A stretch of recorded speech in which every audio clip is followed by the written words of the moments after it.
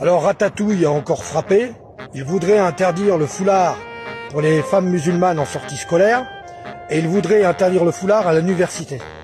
Alors c'est vrai que pour l'éducation nationale, le problème c'est pas le harcèlement en milieu scolaire, c'est pas le manque de moyens, c'est pas le manque de professeurs, c'est pas les classes surchargées, c'est pas les bâtiments vétustes. Non, c'est un bout de tissu sur la tête des femmes musulmanes. Mais quand est-ce que vous allez laisser les musulmans tranquilles? Ça fait depuis les années 90 que vous tapez à longueur de temps sur les musulmans, parce qu'en fait, vous avez ruiné la France avec votre politique que vous menez depuis 50 ans. Les pompiers n'en peuvent plus. Oui. Les infirmiers n'en peuvent plus. Oui. Excusez-moi, j'ai du mal. J'arrive même plus à trouver les mots, je suis en colère.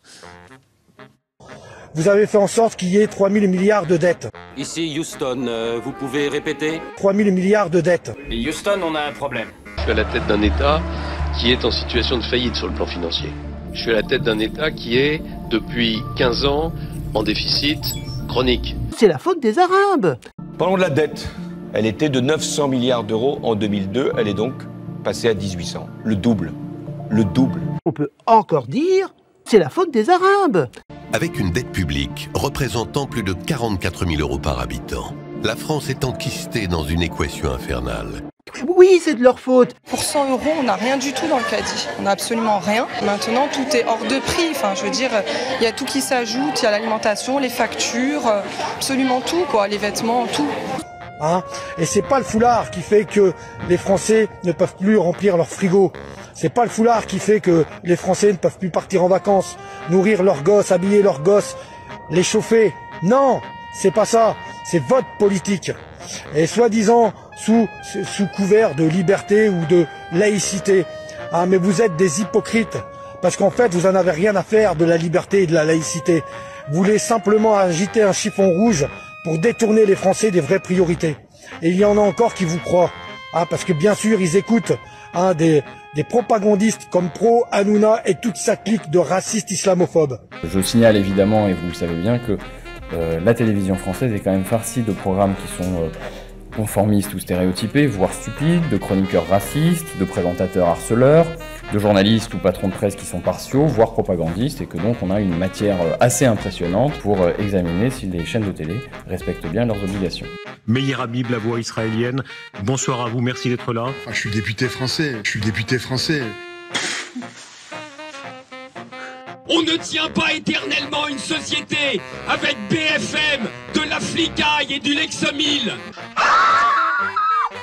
J'en ai marre effectivement de voir des gens qui font la manche, j'en ai marre de voir pendant que d'autres sont en train de se goberger dans des restaurants à 500 euros l'entrée. J'en ai marre de ça, c'est pour ça que je me donne tout ce temps. Je donne tout ce temps à Nuit debout parce que je veux effectivement que ce putain de monde y change. Il y en a ras-le-bol. Il y en a ras-le-bol qu'il y ait des gens à la rue, il y en a ras-le-bol qu'il y ait des gens qui soient dans la dèche, il y en a ras-le-bol que le monde il appartienne à 50 familles. C'est la faute des Arabes. Oui, c'est de leur faute.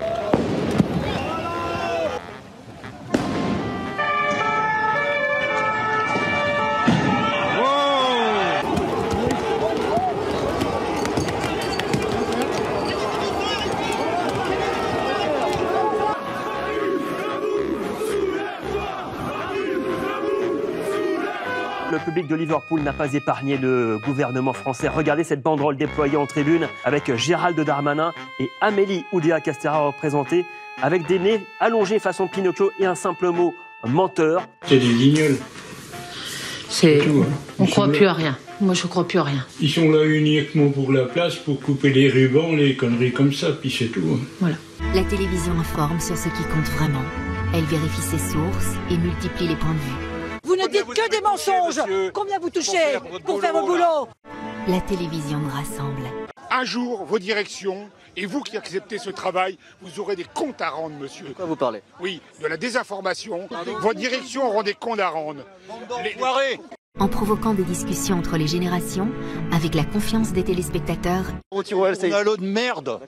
Putain, vous comprenez ça? Pourquoi on est des journalistes de merde d'après vous? Parce que pour le moment on est calme, mais bientôt on va pas le rester calme. La télévision soutient la démocratie. Thomas, quand je parle, on se tait. C'est la règle d'or. Sinon, vous ne pourrez jamais aller travailler ailleurs quand je vais vous virer. Le prix de l'arrogance. Le prix de l'arrogance. Et notre invité, c'est Jordan Bardella. Applaudissements pour lui. Il est avec nous ce soir.